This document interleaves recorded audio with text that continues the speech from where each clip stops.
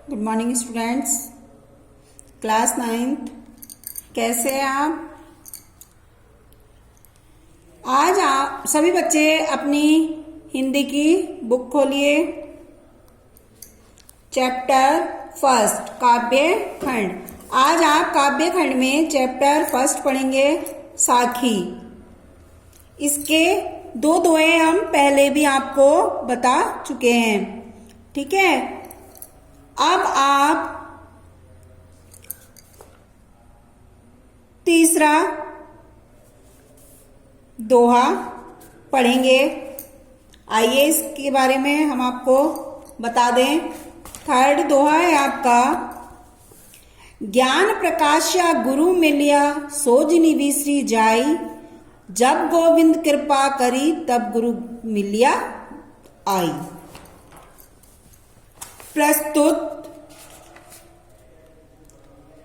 प्रस्तुत दोहे में कबीर ने कहा है कि गुरु के मिलने पर ज्ञान की प्राप्ति होती है, और गुरु की प्राप्ति तब होती है जब हमारे ऊपर ईश्वर की कृपा होती है। देखिए, ज्ञान प्रकाश्य गुरु मिलिया, कबीरदास जी कहते हैं कि सच्चे गुरु के मिलने पर ज्ञान का प्रकाश फैल गया। गुरु मिलिया यानी कि सच्चे गुरु के मिलने पर ज्ञान का प्रकाश फैल गया, जो जिनी विसरी जाई। मेरी अभिलाषा है कि जिस गुरु ने मुझे ज्ञान दिया है, वह मेरे हृदय से विस्मृत न हो जाए।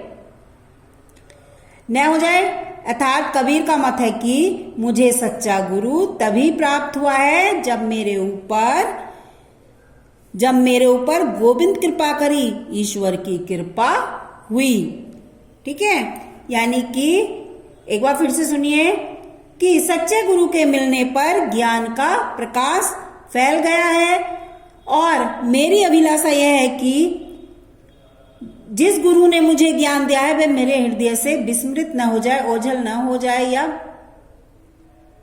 विस्मृत न हो जाए। कबीर का मत है कि मुझे सच्चा गुरु तब भी प्राप्त हुआ है जब मेरे ऊपर भगवान यानी ईश्वर का अनुग्रह हुआ है या कृपा हुई है। ठीक है, अब है दूसरा, माया दीपक नर पतंग भ्रमी भ्रमी इवे पंडित, कहे कबीर गुरु ज्ञान ते एक आध उभरंत।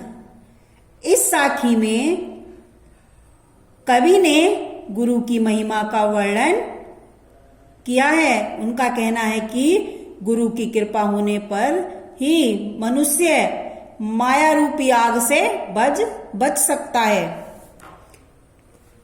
ठीक है, माया दीपक नर पतंग भ्रमी भ्रमी इवे पंडित। संत कबीरदास जी कहते हैं कि माया रूपी दीपक के सामने मनुष्य पतंगे के समान है। जिस प्रकार पतंगा दीपक को देखकर उसकी तरफ दौड़ता है और भ्रमित होकर उस पर गिरकर जल जाता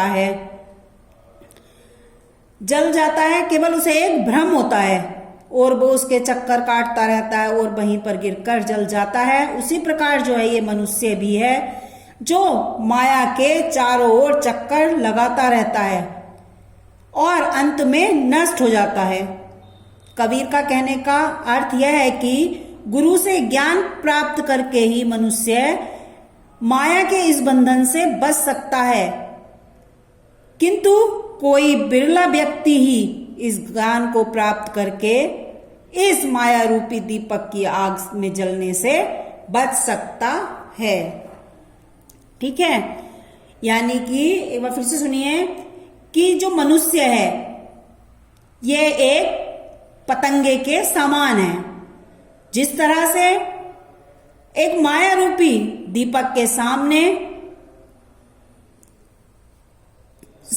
पतंगा दीपक को देखकर उसकी ओर दौड़ता है और उसे भ्रम होता है कि मैं इसे पालूंगा, और वो उसके चारों ओर चक्कर लगाता रहता है और अंत में वो है उसी दीपक में गिरकर जल जाता है। उसी प्रकार मनुष्य भी है जो माया के चारों ओर चक्कर काटता रहता है और अंत में नष्ट हो जाता है। लेकिन इस बंधन से केवल गुरु का ज्ञान पर प्राप्त करके ही मनुष्य बच सकता है।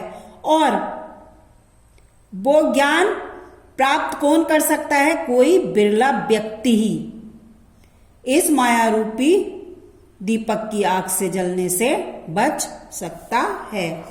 ठीक है, इसमें देखिए आपकी भाषा तो सधुकड़ी ही है। रस, शांत, छंद, दोहा, अलंकार, अनुप्रास, रूपक और पुनरुक्ति है। ठीक है, अब देखिए, जब मैं था तब गुरु नहीं, अब गुरु हैं हम नाही, प्रेम गली अति साकरी, तामे दो न समाही। इस साखी में संत कबीर ने गुरु तथा भगवान की एकता का, गुरु और भगवान की एकता का प्रतिपादन करते हुए समस्त प्राणियों को अहंकार से मुक्त रहने का उपदेश दिया है। उन्होंने कहा है कि जब मैं था, संत कबीर कहते हैं कि जब मेरे अंदर अहंकार था तब मैं उस ईश्वर रूपी गुरु से स्वयं अलग हो गया, लेकिन ज्ञान के प्राप्त होने पर मुझे सब और ईश्वरीय सत्ता ही दृष्टिगोचर हो रही है। अर्थात प्रेम की गली अत्यधिक संकुचित है। इसमें दोनों यानी अहंकार और ईश्वर एक साथ नहीं रह सकते। कबीर का कहने का आशय है कि कबीर की ईश्वर के दर्शन पाने के लिए हमें अपने अंदर के अहंकार को नष्ट करना होगा। और जब मैं यानी घमंड, अहंकार, जब मेरे अंदर अहंकार था तब मुझे गुरु नहीं मिले। अब गुरु हैं तो हम नहीं, तो हम नहीं हैं, है ना। और ये प्रेम की गली जो है वो अत्यधिक संकुचित है। तामे दो न समाही, और इन दोनों में, ये दोनों एक साथ नहीं रह सकते। अहंकार और ईश्वर, अहंकार होगा तो ईश्वर नहीं रहेंगे, और ईश्वर होगा तो मैं यानी अहंकार नहीं रहेगा। कबीर का आशय है कि ईश्वर के दर्शन पाने के लिए हमें अपने अंदर के अहंकार को सबसे पहले नष्ट करना होगा। यदि हमें ईश्वर के दर्शन पाने हैं तो हमें अपने अंदर के अहंकार को मिटाना होगा। ठीक है, अब आगे देखिए,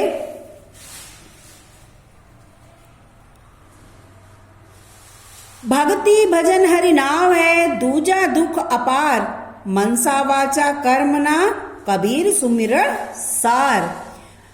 प्रस्तुत साखी में संत कबीर ने संसार सागर को पार करने के लिए केवल ईश्वर का स्मरण करने पर बल दिया है। उन्होंने कहा है कि अगर हमें संसार सागर को प्राप्त करना है तो हमें ईश्वर को याद करना होगा। कबीरदास जी कहते हैं कि भक्ति भजन हरि नाम है, कि भगवान के नाम स्मरण को ही वास्तव में भक्ति और भजन कहा जा सकता है। केवल हम भगवान का नाम याद कर लें तो वही सबसे सच्ची भक्ति और भजन है। दूजा दुख अपार, ईश्वरीय भक्ति और ईश्वर का नाम ही महत्वपूर्ण है, और इसके अलग, इसके अतिरिक्त इस संसार में बाकी सब बहुत दुख का कारण ही सिद्ध होते हैं। भगवान की भक्ति के अलावा सब दुख ही दुख हैं। अर्थात भक्ति के नाम पर किए जाने वाले विभिन्न प्रकार के आडंबर जो है वो अंत में व्यक्ति के लिए दुखद ही सिद्ध होते हैं। यानी कि हम कहीं पर भी भगवान का नाम सच्चे मन से ले लें तो वही सबसे सच्ची भक्ति और भजन है। इसके अलावा यदि हम मंदिर में घंटन टन टन टन टन घंटा बजा रहे हैं, आडंबर दिखा रहे हैं, तो केवल हमें दुख ही देंगे, कोई हमें सुख नहीं देगा। ये आडंबर है। कबीरदास जी कहते हैं कि मनुष्य को अपने मन, वचन और कर्म से संसार के मूल तत्व ईश्वरीय सत्ता का स्मरण करना चाहिए, ना कि आडंबरों से। ठीक है, यानी सबसे सच्ची भक्ति जो है वो ईश्वर का नाम है।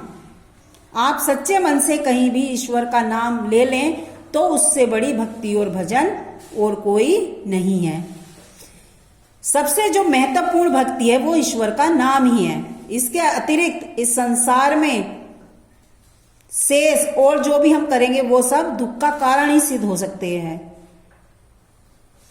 इसीलिए मनुष्य को अपने मन, वचन और कर्म से संसार के मूल तत्व ईश्वरीय सत्ता का ही स्मरण करना चाहिए। अब आगे देखिए, कबीर चित चमकिया चहु दिसी लागी लाई, हरि सुमरण हाथू भड़ा बेगे लेहू बुझाई। प्रस्तुत साखी में संत कबीर ने कहा है कि संसार के दुखों से छुटकारा पाने के लिए ईश्वर का स्मरण ही एकमात्र उपाय है।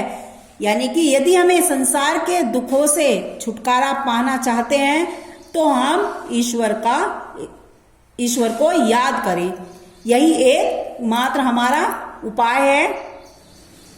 और कबीरदास जी कहते हैं कि कबीरा चित चमकिया चहु दिसी लागी जाई, कि संसार में सब जगह विषय वासनाओं की आग लगी हुई है। सभी जगह विषय वासनाओं की आग लगी हुई दिखाई देती है, और मेरा मन भी जो है वो उसी आग में जल रहा है। कहने का मतलब यह है कि मेरे मन में भी विषम वासनाएं उमड़ रही है। हे जीव, तेरे हाथ में ईश्वरीय स्मरण रूपी जल का घड़ा है, जबकि इस मनुष्य के हाथ में वो चाहे तो ईश्वर को याद कर सकता है, ईश्वर रूपी घड़ा है उसके हाथ में। फिर भी तू इस जल से शीघ्र ही वासनाओं की आग को बुझा ले, यानी कि ईश्वर का नाम लेकर इधर उधर की ये जो आग लगी हुई है विषय वासनाओं की, इसको बुझा ले। कहने का मीन्स है कि ईश्वर का नाम स्मरण करने पर ही विषय वासनाएं शांत हो सकती हैं, अन्यथा नहीं, क्योंकि इस संसार में सब जगह विषय वासनाओं की आग लगी हुई है। हरि सुमिरन हाथ घड़ा, और मनुष्य के हाथ में तो हरि सुमिरन ईश्वर को याद करने का घड़ा है। फिर इस घड़े से विषय वासनाओं की आग बुझा सकता है। आगे देखिए, असणिया झाई पड़ी पंथ निहारी निहारी, जीवड़िया छाला पड़िया राम पुकारी पुकारी। इसमें कवि ने विरह से व्याकुल जीवात्मा का वर्णन किया है। विरह से व्याकुल जीवात्मा का वर्णन किया है। कबीर कहते हैं कि परमात्मा रूपी प्रियतम का रास्ता, मतलब परमात्मा रूपी प्रियतम का रास्ता देखते देखते असणिया झाई पड़ी, मेरी आंखों के आगे अंधेरा छाने लगा है। पंथ निहारी निहारी, अर्थात मेरी दृष्टि मंद पड़ने लगी है। परमात्मा के नाम को पुकारते पुकारते मेरी जीभ में छाला पड़ गया है। परमात्मा के दर्शन करने के लिए मैं अत्यधिक व्याकुल हूं, किंतु अभी तक उनके दर्शन नहीं हुए हैं। मैं निरंतर उनके नाम को पुकार रहा हूं, किंतु उन्होंने अभी तक मेरे ऊपर कृपा नहीं की है। एक बार फिर से सुनिए, असणिया झाई पड़ी, उस परमात्मा रूपी प्रियतम का रास्ता देखते देखते मेरी आंखों के आगे अंधेरा छाने लगा है, अर्थात मेरी दृष्टि जो है वो बहुत कम हो गई है।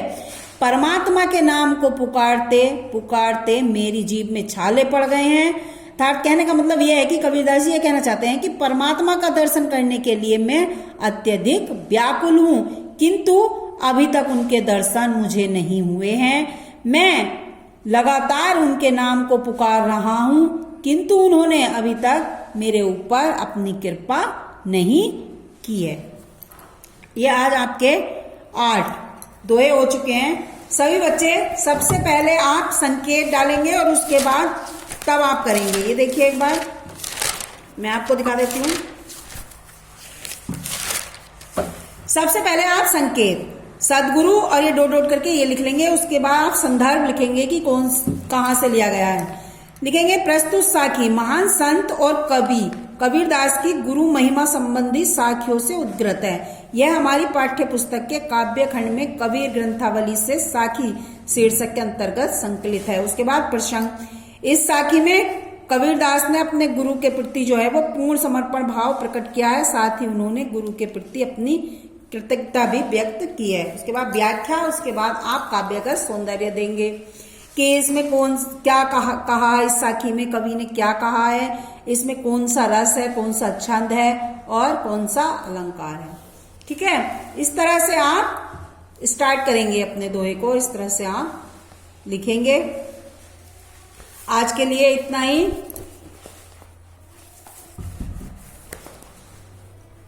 धन्यवाद बच्चों।